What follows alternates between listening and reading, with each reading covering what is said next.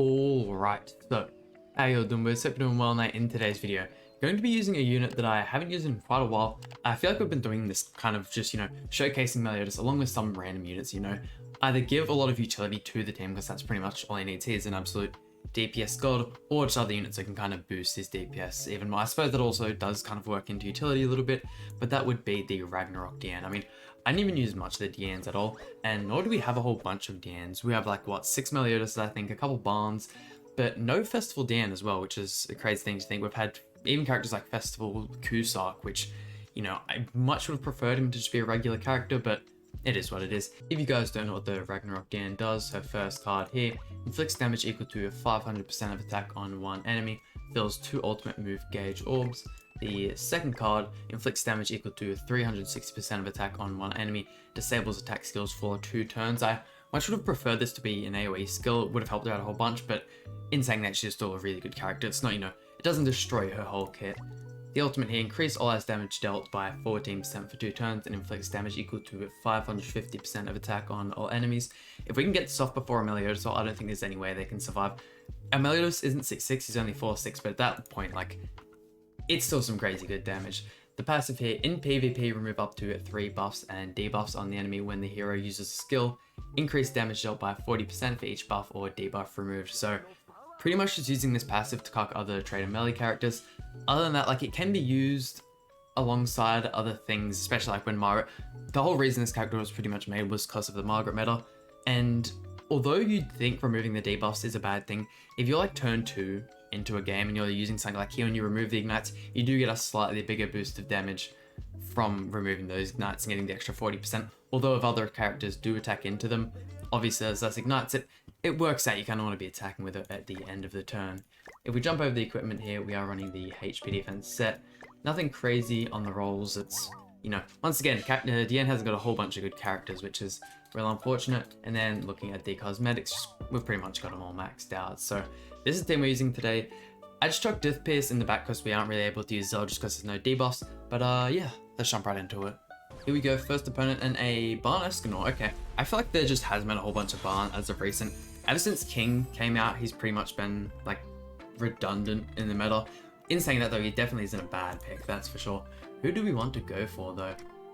The DIANE doesn't remove stances, so the Nameless Dance can definitely be annoying. We could kind of... I think we might go for this, although I definitely should be saving the buff for Meliodas. Doing this, we get the DIANE ultimate right off the bat. Nothing you can really do to remove it, unless you were to attack in a Nameless Dance, but that'd be ridiculous. But yeah, within the next couple of days, we should have in a couple of hours, we should have the patch notes released, and we will know that we will be getting the Sariel. I am so goddamn keen for the Sariel to drop. So keen to summon on the banner. It isn't it's not a banner I would entirely recommend summoning on, and oh my god, that was a lot of damage. Although, if you are summoning on the banner, there are a couple good picks. The Halloween Gotha and Halloween Matrona.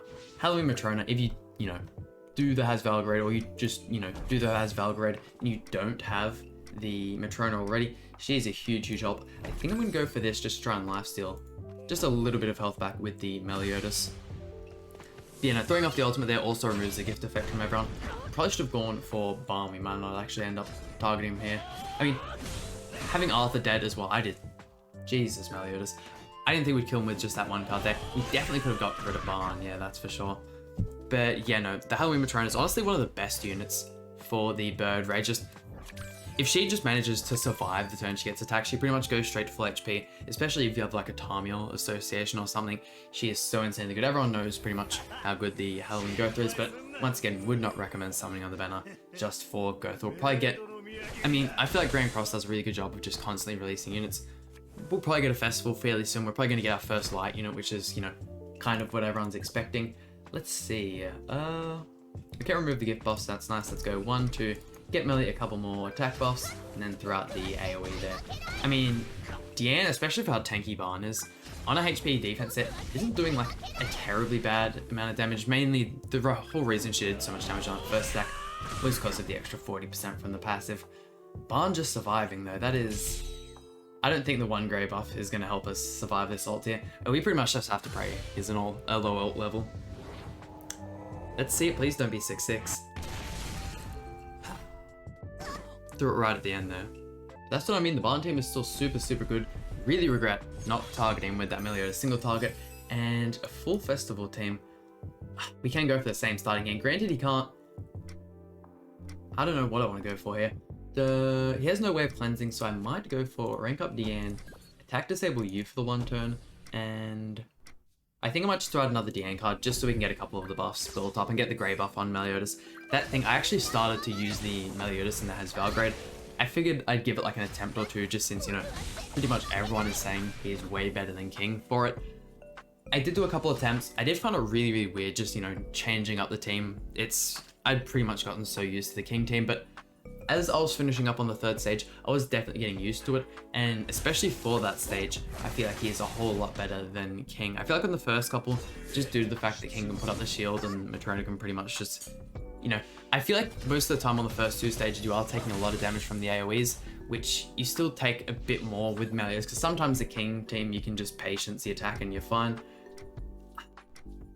Do I go for double single target? Yeah, I think I do. Getting rid, as long as Meliodas is gone here, we're pretty much fine. Escanor can't really do much damage to us. Will we actually end up killing with? Surely not. We even crit on the second one. I thought that'd be enough to kill. Okay, so definitely wasted single target on the melee there, although having his Meliodas dead, way better. And Goddess Liz coming to the front. Are you for real? Actually, today's video was either going to be this or I was going to use the unknown team, just since I pretty much haven't used the unknown team. I did use actually the Trader Meliodas with the High-Tech Growth we're versing in Blue True Sticker Mel, which was really fun team. Honestly, one of the better teams for Meliodas as well, but I was going to use the unknown team using the Lolly Merlin, the Amelia, and then the Goddess Liz, but man, Goddess Liz is just such a goddamn lame unit. Let's go 1, 2, and 3. I don't think there's any way we don't kill here. I would have merged the 2 cards to get a 2-star, but we have to go with the debuff on us. Proc revive right off the bat. Very nice. Let's see, 400? 500,000 damage from just a level 1 AoE. But yeah, let me know down in the comments if you guys are excited for the Sariel and whether or not you'll be summoning on him, because definitely, like, I'm definitely going to make a whole bunch of showcases. When at first glance, I really wasn't too interested in the unit, but now things have changed to say the least. Let's go one. There's no point really throwing off the attack disable until he's throwing out the Breath of Bliss. So I might actually see if I can go 1, Frank up Meliodas, and then 2. I was thinking I could maybe go for 2 DIANE cards into the Meliodas, but if he throws out Breath of Bliss, me having 2 of the cards is, I feel, just like a whole lot better. You know, I can remove the buffs from Margaret and from King, which is real important. Let's see though. I mean, even him just ranking up King and throwing off 2 AoEs off the bat is still going to do a crazy amount of damage. I really feel like I should probably use some more King teams, because once again, like, although Meliodas has supposedly taken over King in terms of the Hasbel grade, I still feel like King might be a better character when it comes to PvP. Honestly, it comes down to like what team you're running and just how well built you have the characters. Let's see here though. Let's go 1, 2, that'll be enough attack buffs, and then I can finish off you. But yeah, using this DIANE coming up against a Margaret, I actually didn't even think about the fact that they were grey buffs. Okay, that one's entirely on me. No. Okay, damn, okay. Just because Meliodas is an absolutely insane unit, we actually managed to kill the King just entirely off that crit there. And saving this card, I wonder if this will still do a whole bunch of damage, even if he has a level 3 Breath of Bliss, because that card, if we had thrown that off into the King shield there, easily would have destroyed the whole thing, and we would have done quite a bit of damage, just like their health as well. Level 3 Escanor. Going for DIANE, okay, she is tanking really well. I remember when I first used her, I was actually using her on a attack crit damage set, and not the greatest idea. Let's go... I think I might just go full send on the Gotha there, just so the Gotha's dead. Although the ultimate doesn't do a whole bunch, and we're not really planning on rushing any ultimates, I just think having Gotha dead is like a lot more important. We can deal with Margaret and Escanor by themselves. Let's see, they've got a couple buffs built up here. Almost 600,000. Unfortunately, Escanor and Margaret's still alive, but we can take care of them. Actually, we can take care of them with the Margaret ult, even better. Yeah, look at that. Perfect. Puts up the Margaret shield. We can remove all of those buffs. We'll go double single target first. 1 into the Escanor, 1 into Margaret. Just because it does only remove 3 buffs, the AoE. Actually, it'll probably end up killing Escanor. That's right, we'll go 1, 2, and 3, and that'll just about wrap it up. What do we reckon? I think, was my DM 1/6? I think it's only 1/6. 500,000, that's a lot more impressive. I actually got the double crit. And I really do hope after this Sariel update, Global and JP are finally fused. Hopefully this, you know, in the next coming day or so, we get Sariel, and then the very next week, we will be linked up with JP. I really hope they don't give us another dead week. I just don't really see the point in doing so. Let's see if we can go... really haven't a clue what I want to do here. Let's go 1, rank up Meliodas, and 2, I suppose. I probably should have weakened Chandler, in all honesty, just get him like as low as possible. That way when he puts up the counter, if we just want to go for like a level 3 Meliodas card, you have a slightly better chance of killing, but we did actually get quite a bit of damage off on Meliodas. I feel like just the... I mean, that card will definitely do it. Look at that card RNG, by the way. Holy, if he doesn't put up a counter here, we've pretty much won. If he does just a level 1 counter, I think I might just go full send into him. Block effect on DIANE. I suppose I understand it, but the whole, like, her whole gimmick about the whole block removal thing is part of her passive. So, like, that's why when people put, like, the block effect on characters like, let's say, the True Seeker Merlin, the blue one, I don't know, it just doesn't really make sense to me. Let's go 1. We will throw into the Chandler, and then hopefully this AoE can finish off the Meliodas. If not, that's fine. We might even, yeah, finish him off with the 1-star card if we get a good crit. I just feel like this Meliodas is one example of just, like, one of those characters that is so goddamn good, you can pretty much run with almost anything in the game. I'm not going to say anything, because there are a whole bunch of characters that are absolutely dogwood. Like, you've seen people run Meliodas with characters like the green SSR Aaron and stuff like that, but at the same time, he's not like super OP. Like, you literally saw me lose to a Barn team right at the beginning of the video, so he's definitely not like broken or meta breaking. Like, him and King's Release have probably been some of like the best metas we've been in for ages. Let's see if we can go 1, 2, 3, and that should be able to break the King's Shield and then also kill King. Like, once you get this many buffs built up on him, it is absurd. And with the fact that that removes the King's Shield, we'll one-tap the Kubsark as well. 600,000. But if you guys have made it this far, by all means, if you guys have any team suggestions for me, go ahead and leave them in the comments below. I'd be super keen to try some. Keo King team. The fact that we're going first and he doesn't have the ignites really helps out. I am... Go for the safe bet if he has Evade Field, would be going for the DIANE card and then 2 Meliodases. But I think I'm just going to go for this instead. Hopefully he doesn't have Evasion Field. I feel like we should still, yeah, be fine. She does decent damage. Like, putting her on attack crit really just isn't worth it. Nowadays, units have such good, like, sub-stats. Getting the crit can be real hard, especially for some of the older characters, or units that just don't really have, like, attacking sub-stats. Like, a really good unit that has, well, like, a good example of a unit that has, like, really good DPS sub-stats, but just a terrible kit to go with it, is the Halloween DIANE. Her kit is really strange, because, like, if you look at her sub-stats, she is really well built and could be, like, an amazing character, just given she had different cards and a different passive. Let's see, that's the only thing with the King team. Once King dies, I mean, you are kind of stuck in the same situation with Melee, but they really are just, like, super characters. You kind of have to revolve the whole team around them, and I feel like Meliodas does a slightly better job at surviving than King, mainly just due to the fact that, you know, he doesn't have any type disadvantage. If you have, like, even just, like, green OG Escanor with Holy Relic, if you go turn 1 with him, you can just attack into King right off the bat. I don't think there's any way King can survive something like that. Here we go, chucking out the piss card. We're just straight cleaning through everyone here. I've also really been looking for a, like, single player kind of, like, game to play in my spare time. I was really considering buying the Final Fantasy VII Remake, especially since, you know, it is on the, not on Steam unfortunately, which I thought was super weird. I believe it's on the Epic Games launcher, but really wanted to try that. You know, if any of you guys have played that, let me know how it is. But also with Breath of the Wild 2 coming out, everyone's guessing in around, like, you know, mid-late November, around the end of the year.